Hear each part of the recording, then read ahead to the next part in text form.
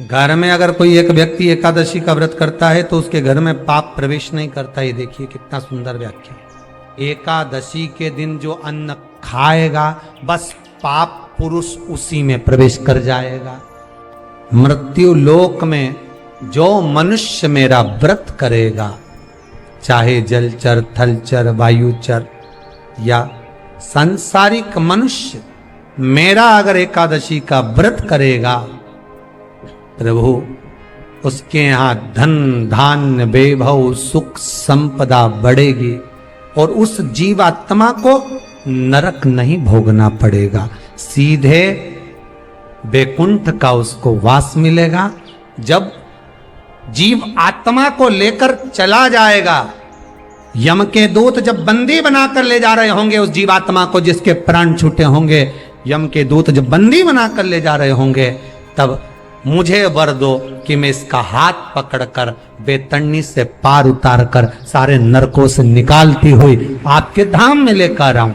भगवान ने वर दे दिया, तथास्तु। हे एकादशी सुनो, मृत्यु लोक का मनुष्य अन्न का त्याग कर कर, क्योंकि अन्न में एकादशी के दिन पाप पुरुष रहता है, अन्न का त्याग कर कर एकादशी के दिन जो मनुष्य तुम्हारा व्रत धारण करेगा, उस व्रत को करेगा और उस व्रत को धारण करेगा, उसकी मनोकामना पूर्ण होकर वो मेरे ही धाम को जाएगा। कितने सुंदर नाम है। अब इस नाम से पहचान करो, निर्जला। कितनी सुंदर नाम। अब नाम इतना सुंदर है तो एकादशी कितनी सुंदर होगी। अब एकादशी इतनी सुंदर होगी तो जिस दिन तुम व्रत करोगी एकादशी का, तो तुम कितनी सुंदर होगी। मतलब भगवान कितने प्रेम से सिखारेगा कि इसका हृदय कितना सुंदर है। ऊपर की सुंदरता मत देखो साहब, व्रत करने से भीतर की सुंदरता। आप पहले कथा में कहा कि क्रीम की चमक 15 दिन रहती है, अच्छे कर्म की चमक जिंदगी भर रहती है। कर्म की चमक देखना है हमें, क्रीम की नहीं।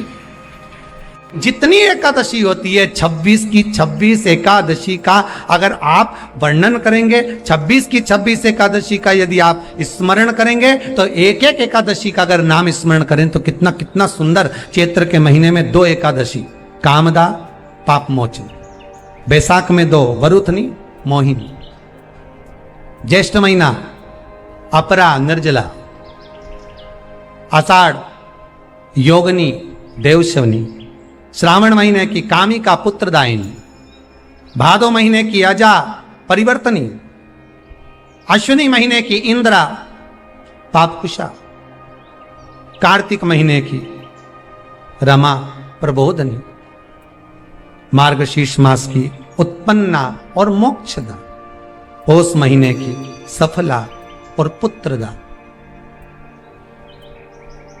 माघ महीने की परतिला और जया, फागुन महीने की विजया और आमल की एकादशी, अधिक मास की पद्मनी और परमा। कईयों के मन में बड़ा प्रश्न होता है महाराज जी, कई माताएं बहुत प्रश्न करती हैं, कहती हैं गुरुजी क्या एकादशी का व्रत केवल वेधव्य नारी करती है?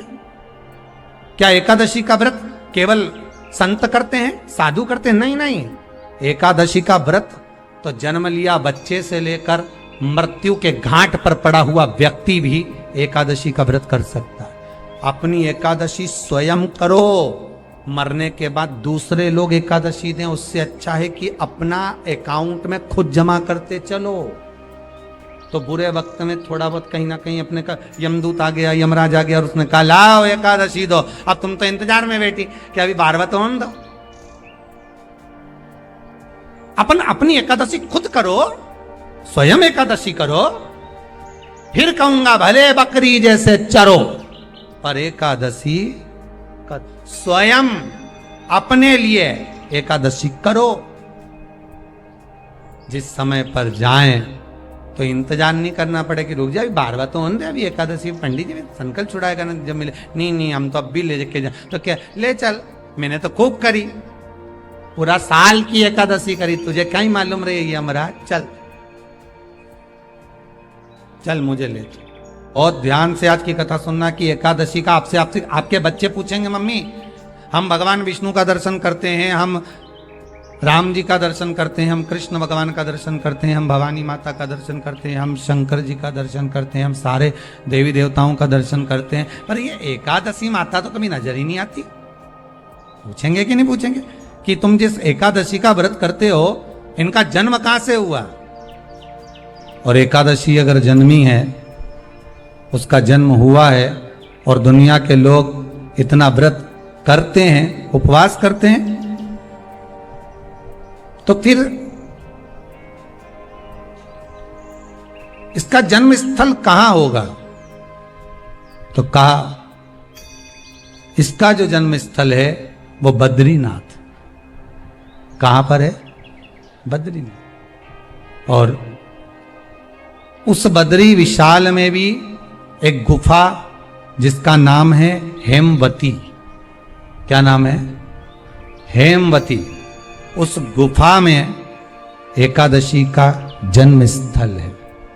बद्री विशाल में हेमवती गुफा, जो 12 योजन अंदर प्रवेश करने जितनी है, 12 योजन की गुफा के अंदर, हेमवती के अंदर एकादशी का प्रागट्य हुआ था, एकादशी का जन्म हुआ था। बद्री विशाल के हेमवती गुफा के अंदर जो 12 योजन की गुफा है, उस गुफा में एकादशी का जन्म हुआ। कब हुआ? जन्म होने का कारण, राम जी के जन्म होने का कारण था रावण का संहार। भगवान कृष्ण के जन्म होने का कारण था कंस का संहार। नरसिंह भगवान के जन्म होने का कारण, प्रकट होने का कारण था हिरण्यकशिपु का संहार। वराह भगवान के प्रकट होने का कारण था कि पृथ्वी को जल पर लाकर ठहराना, हिरण्याक्ष का। इसके जन्म का कारण क्या है? तो कहा इसके जन्म का केवल एक कारण है। सतयुग में एक नाड़ाजंग नाम का सुर था, राक्षस, जिसके पुत्र का नाम था मुर। क्या नाम है? मुर। मुरदैत्य। ये मुरदैत्य इतना विशाल काय था, इतना विशाल काय था, रहने वाला चंद्रावती नगर का था। कौन से नगर में रह रहा था? चंद्रावती नगर। बड़ा विशाल काय।